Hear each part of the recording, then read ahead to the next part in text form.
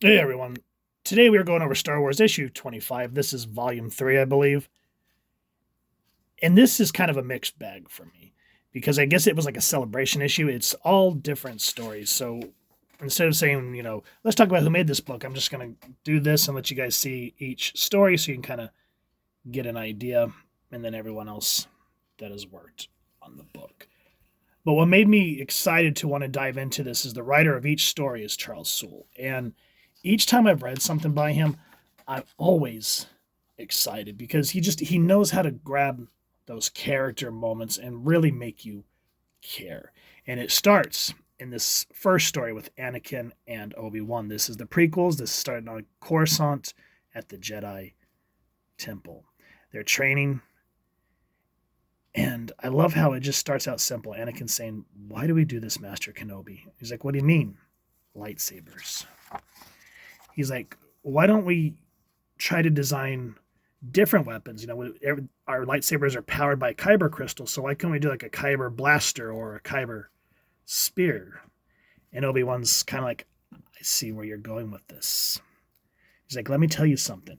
And while he's telling Anakin, he's basically schooling him, taking his lightsaber. He goes, "When I was a Padawan, I came up with the idea of two short-bladed sabers, each attached to a chain. Master, that sounds amazing." And I just love that they kind of give this moment of seeing what it would actually look like. He goes, "I agree. I would have looked very impressive, assuming I didn't chop off my foot trying to do so. I suggested it to Qui-Gon, and he told me what I'm about to tell you." And it's a very poignant moment. I don't want to go through the whole thing, but he says, "We do not want to be powerful. We wish to stand tall against the dark. Anyone can fire a blaster. Very few can safely and skillfully wield a lightsaber. Everyone in the galaxy knows this to be true. We want our opponents to know that we use a weapon that requires intention, training, precision, and choice. The lightsaber symbolizes the care with which we approach our gifts through the Force and the care with which we wield them." And without going too far into it, Anakin pauses and he goes, "But the Sith uses sabers too." "Yes, but ultimately I believe they use lightsabers because they like to think that anything the Jedi can do, they can do better." And it's just a beautiful moment between apprentice and teacher, which leads us years later back to Coruscant again. Darth Sidious and Vader. "Lord Vader, fight me." And now, before we kind of talk about the story, I will say, kind of going back to the beginning of the book again, Ramon Rosanas, I believe is how you pronounce his name, and the art team did an okay job with Anakin and Obi-Wan. However, we come over to the Vader story, the lesson. They're both called the lesson. Keep that in mind. And we get Gasupi. If I pronounce their names wrong, feel free to make fun of me down in the comments. Gasupi Camuncoli? Sure. And his art team. Look at the stark difference between this, where it feels a little more stock, to going to the next lesson. And look at the choice of line work and colors, shadows, telling the story. And it just very much sets the mood. I would have loved to have seen more detailed artwork like this on the Anakin and Obi-Wan story as well. And I gotta say, I got excited seeing Darth Sidious just jump up in the air like he did in Revenge of the Sith, saying, "Fight me."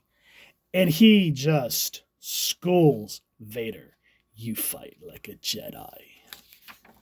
And now, again, I don't want to go too much into it because, again, another great story. The saber is merely a symbol, a flame signifying the great blaze of the dark side, the inferno that consumes all who come against it. And so I love that it sort of answers the question for us in the previous story. So I love this juxtaposition of the Sith versus the Jedi. And I just feel like those two stories encompasses everything that George Lucas essentially set out to do with Star Wars. And then we go into the Disney sequels. I'm just gonna take a deep breath and go from there. Let's focus on the positives. The artwork is great. I love that we return to Crate again. We see the red sand, the kind of that blood symbolization. Though, yeah, I'm not going to talk about the Last Jedi. I'm not going to talk about the Last Jedi. Gorgeous artwork. And I just like that they make Kylo Ren more threatening. The only thing about this story that I will say that kind of throws me is it opens on Crate, and we don't know exactly what Kylo's doing here. Because the next page, all of a sudden, we're at the former Jedi outpost. So it's like, what the hell was he doing in Crate? And it basically breaks down to that Kylo is hunting for Skywalker. Go, what are you looking for? A ghost. And there he is, full on display. Feel sorry for me. I'm a sad Sith. Okay, sorry. Show yourself, you coward. No more tricks, Skywalker. Just the reckoning I deserve. You're a fool. And it's more, this one's more of a character piece. And even though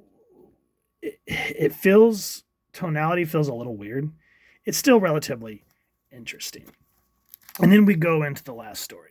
This is the Rise of Skywalker. The Battle of Exegol. And this is the death of Snap Wexley.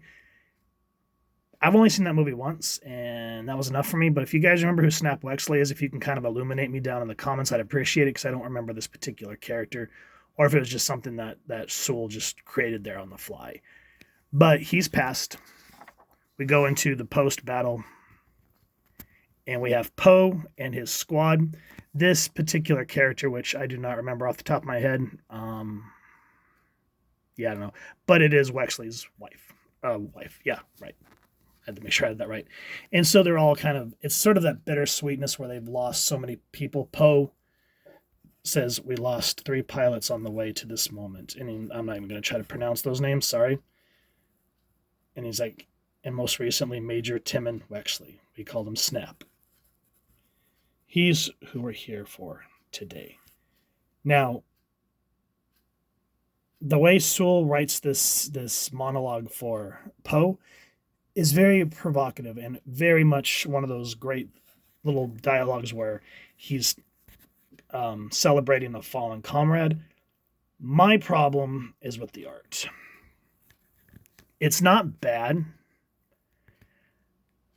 but it looks so stock. Like, I don't know if it'd be 3D models, or maybe it's just the lack of shading that really kills it, or the lack of line work. I mean, there's some here, but I mean, look at the art here. And then let's go back to, well, even this artwork was serviceable. I don't like Kylo Ren. But again, go back to Gasupi's artwork here. Whew.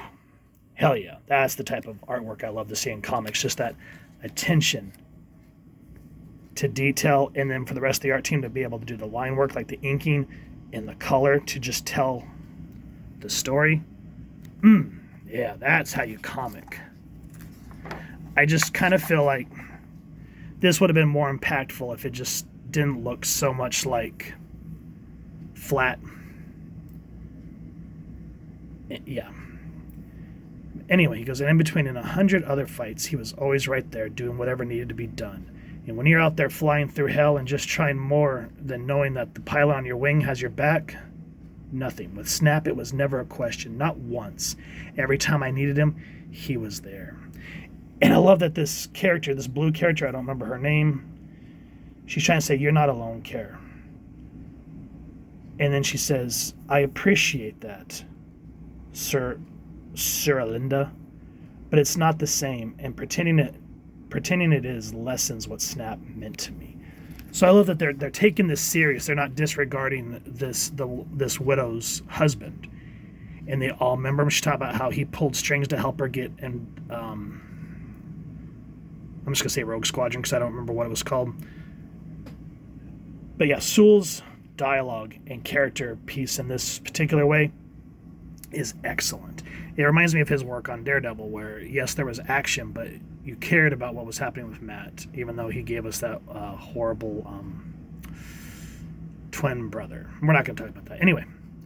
And I love that as they're going through this, Poe gets a notification saying, General Dameron, I'm so sorry to interrupt, but we have some after-action reports we were hoping you could review. Not tonight. It can wait. And it gives him and his allies a chance to celebrate a fallen friend. So that's what I meant by this book has mixed emotions for me, because the first two, the two lesson stories, that felt like Star Wars. Like, hell yeah! The Kylo Ren stories, all right. I just don't like Kylo Ren. He did not have the same type of pizzazz or aura that like Vader or Sidious had. Yeah. And then Poe, he was just like with oh god, I can't remember the other characters' names. Yeah, but I just feel like Poe in that group was just utilized not so well, and I'm just going to leave it at that. I just wish that they could have shown more like Han Solo did, like Luke did, and Leia, and it's lost in the new sequels.